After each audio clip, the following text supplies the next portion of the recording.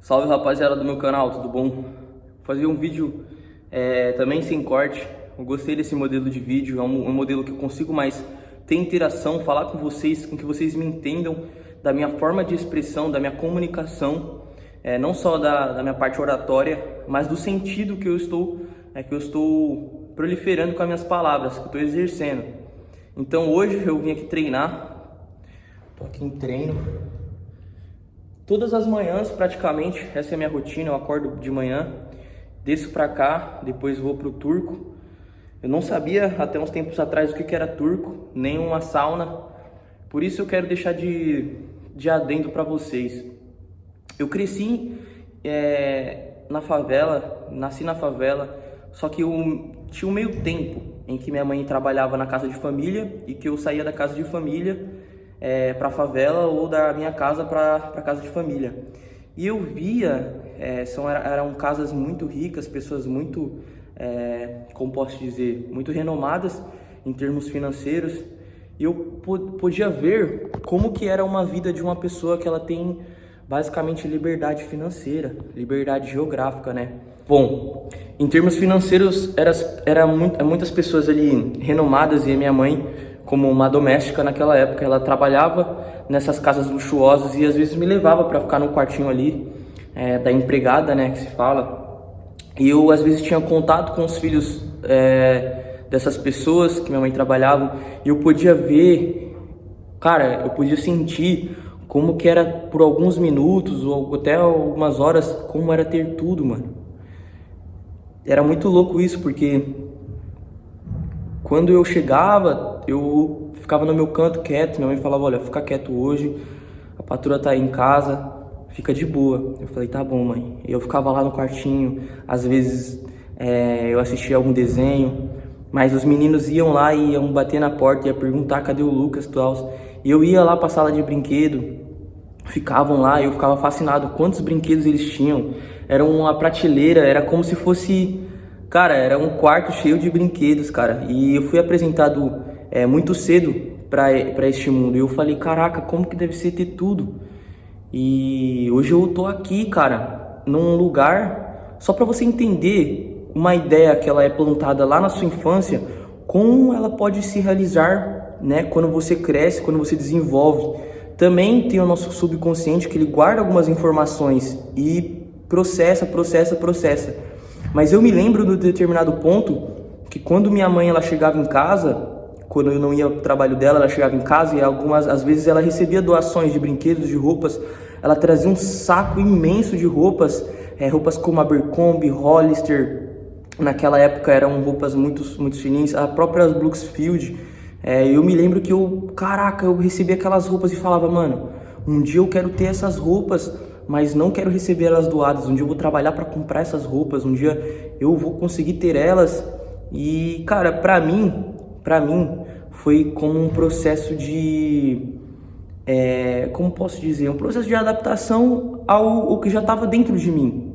Eu tive que me adaptar a esse padrão. Eu falei, caraca, eu moro aqui na favela e essas coisas nunca chegam aqui pra gente.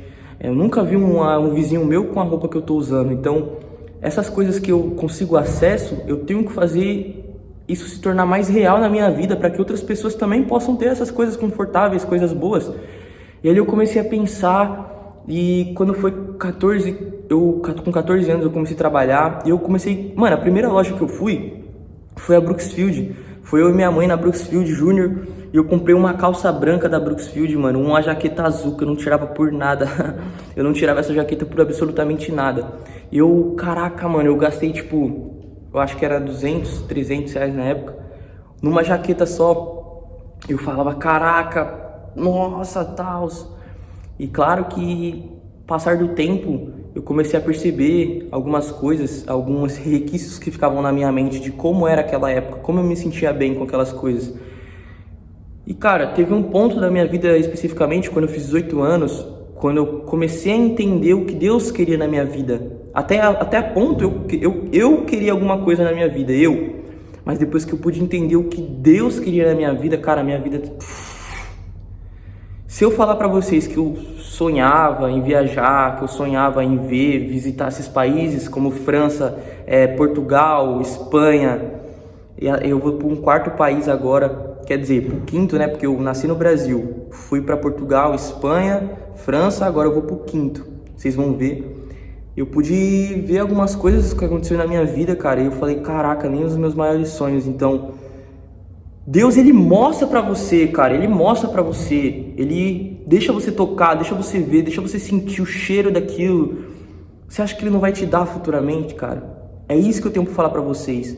Às vezes, a prova que Deus está te colocando, aquele ambiente que Deus está te inserindo, é pra te moldar de dentro, pra que você sinta algo que você vai usufruir lá na frente. E, claro, eu falo, eu não sou a pessoa mais rica do mundo, mais abundante, mas eu me sinto rico, cara, eu me sinto próspero, eu me sinto feliz. Eu não falo de riqueza material, cara, eu falo de liberdade, cara, de liberdade entre você mesmo, bater no seu peito e falar assim, obrigado, Senhor, obrigado porque eu tenho uma casa quente, Pai, obrigado por eu ter uma comida boa, obrigado, Jesus, porque eu tenho Pô, posso treinar na academia, cara, olha que legal, mano, posso treinar. E são essas coisas que eu não tinha. Até uns anos atrás, caraca, mano, como é que eu vou treinar na academia sem dinheiro, mano? Eu tenho que ficar trabalhando pra isso, mano. Ou eu trabalho, tá ligado? Ou eu tiro meu tempo. E às vezes eu treinava na pracinha, numa pracinha na comunidade, eu treinava nessa pracinha. E eu falava, caraca, mano, eu não tenho dinheiro pra pagar uma academia, mano, que loucura. E aí eu posso ter agora uma academia na minha casa, tá ligado?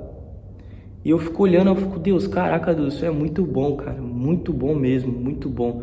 E eu creio que essas pessoas que estão assistindo esse vídeo, elas vão se identificar comigo. Cara, uma coisa eu falo pra vocês, mano, orem mesmo, orem até que vocês se cansem de orar, mano. Mas nunca deixem de agradecer ao Senhor, porque vocês têm uma comida, um prato, uma roupa, tá ligado? Eu pude entender cedo o que era ter as coisas. Eu pude entender cedo que era um jovem dentro da onde eu morava numa viela no Capão Redondo. Eu pude entender cedo, mano, que o moleque não tinha nada, mano. O moleque ficava com a roupa 3 dias e falava assim, deixa eu brincar com teus brinquedos. Eu falava, claro, meu parceiro, encosta. E por mais que o parceiro ainda não cheirava bem, meu parceiro, eu deixava ele dentro da minha casa, mano. Eu jogava meu videogame, mano. Pô, ia fazer um pãozinho, quero comer um pão, meu parceiro. Eu pude entender como é que trata essas pessoas cedo, tá ligado? Pra um dia, mano, um dia, alguém olhar pra mim e falar assim, caraca, o moleque precisa de ajuda ali, eu vou ajudar ele. Eu sei que eu plantei isso na minha infância e eu tô colhendo agora. Eu tenho 23 anos, mano, moro num condomínio aqui em Portugal. E eu fico me perguntando, caraca, qual foi o ponto da minha vida que eu fiz tanto pra merecer isso? E eu te digo, mano, eu não fiz absolutamente nada, tá ligado? Deus fez por mim, mano. Ele entregou o filho dele na cruz do Calvário para que eu tenha vida, mano. E essa vida é abundância, para que, tipo, os meus olhos que antes viam bem materiais, mulheres, drogas, status, aquilo ali parece que saiu uma venda dos meus olhos. Hoje eu posso ver o que é liberdade de verdade, o que é você ter um coração humilde, transformado, algo dentro de você dizendo que te ama incondicionalmente. Pô, mano, eu fico fascinado, eu falo, caraca. E ali eu me coloco numa situação. Que situação é essa? Tem um caminho pra me seguir, eu falo, mano, eu não vou por esse caminho aqui, porque esse caminho vai me trazer malefícios. E aí eu posso entender mais, através do amor de Deus, qual caminho eu devo seguir, né? E isso eu não tô falando nem em ramo empresarial, em ramo de trabalho, eu tô falando no ramo da vida mesmo, tá ligado? Tipo, caraca, eu posso tomar essa decisão aqui, mas essa decisão vai me afetar futuramente. Eu vou fazer isso aqui, eu tenho certeza que eu vou fazer isso aqui. O que será que Deus quer da minha vida? E eu comecei a me perguntar isso muito novo, mano. Eu falei, caraca, o que o Senhor quer da minha vida? E Deus começou a me mostrar alguns caminhos e falar assim, olha, tá vendo isso aqui não existe dentro do seu meio. Então eu vou usar a sua vida para isso. Você quer? Eu falei, quero. Você quer ser uma pessoa que influencia outras pessoas pro bem, para ter uma vida mais saudável, para ter uma vida disposta comigo, para me conhecerem? E eu prego a palavra do Senhor hoje, tanto que eu quero deixar 1 Coríntios 2,9 para vocês. Aquilo que seus olhos não viram, aquilo que seus ouvidos não viu, e nem sequer chegou ao seu coração, é o que Deus tem preparado para aqueles que o amam. Ou seja, cara, eu não imaginava realmente ver isso, nem ouvir as coisas que eu ouço hoje. E nunca, tinha chegado no meu coração, assim, uma gratidão imensa, cara. E era isso que Deus tinha preparado para mim, cara. Diante a palavra dele, então a palavra dele se cumpre. Se alguma promessa na sua vida, cara, que ainda não se cumpriu, mano, tenha paciência, mano, saiba esperar. Muitas vezes eu não soube esperar, cara, eu quis fazer as coisas da minha forma, mas hoje eu tô aqui sentado treinando, mano, eu consegui refletir nisso, falei, caraca, mano, como Deus pode ser tão bom na minha vida a ponto de tudo que eu queria no passado, tudo aquilo que eu lutei com as minhas próprias mãos, às vezes nem consegui, Ele me entregou de uma forma que eu pude reconhecer, mano, isso aqui foi Deus, mano, isso aqui não foi eu. E é isso, rapaziada, eu quero deixar esse ensinamento pra vocês. Ouçam mais a voz de Deus, ouçam mais a voz do Espírito Santo, e entre em portas que nem seus pais, nem seus antepassados entraram, pela obediência, meu parceiro. Certo? Tamo junto, Deus abençoe.